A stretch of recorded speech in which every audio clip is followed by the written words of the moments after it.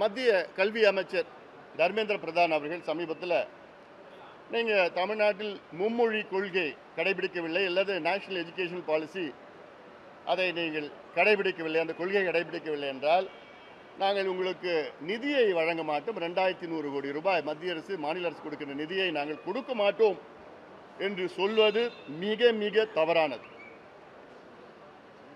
அதாவது இது நம்ம ஃபெடரல் ஸ்ட்ரக்சரில் இருக்கிறோம். கல்வி என்பது பொது பட்டியலில் இருக்கு. 45 ஆண்டுகளுக்கு முன்பு வரை கல்வி என்பது மாநில பட்டியலில் இருந்தது. எமர்ஜென்சி காலத்தில் இந்திரா காந்தி அம்மையார் தான் பொது பட்டியல் கன்கரண்ட் லிஸ்ட்டில் கொண்டு வந்திருக்கிறார். இது மத்திய பட்டியலில் கல்வி கிடையாது, பொது பட்டியலில் இருக்கு.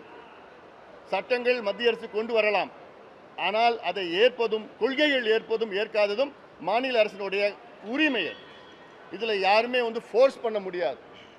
அதிலும் எப்படின்னா, நீ இந்த கொள்கையை ஏற்றுக்கிட்டா நான் நிதி கொடுப்பேன்னு சொல்றது மிக தவறானது. இது செய்யக்கூடாது, சொல்லக்கூடாது. ரிக்வெஸ்ட் பண்ணுங்க, கற்றுக்குங்க, எந்த மொழி வேணால் கற்றுக்குங்க, ஹிந்தி கற்றுக்குங்க. யாரும் யாருக்கும் ஹிந்தி கற்றுக்கிறதுக்கு யாருக்கும் மாற்றுக்கிறது கிடையாது. ஆனால் திணிக்கக்கூடாது, இம்போஸ் பண்ணக்கூடாது. இப்போது நான் சொல்கிறது, தமிழ்நாட்டில் கிட்டத்தட்ட 60 ஆண்டு காலம் இருமொழி கொள்கை இருக்கிறது. அது வெற்றிகரமாக தமிழ்நாட்டில் இருக்கு. இன்னைக்கு தமிழ்நாடு இந்தியாவிலே வளர்ந்த மாநிலமாக இருக்கிறது.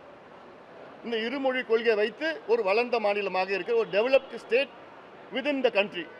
இன்னைக்கு தமிழ்நாட்டில் பார்த்தீங்கன்னா இந்தியாவிலே 2வது அதிக GSDP கிராஸ் ஸ்டேட் டொமஸ்டிக் ப்ரொடியூஸ்னு இருக்கு. 2வது இடத்துல இருக்கிறோம் இந்தியாவில்.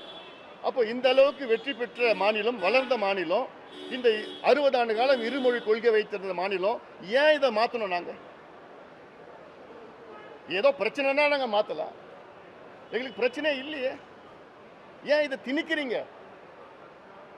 சொல்லுங்க, ரிக்வெஸ்ட் பண்ணுங்க, கற்றுக்குங்கன்னு சொல்லிட்டு. அது திணிக்க கூடாது. அது நிச்சயமாக அது சரி கிடையாது.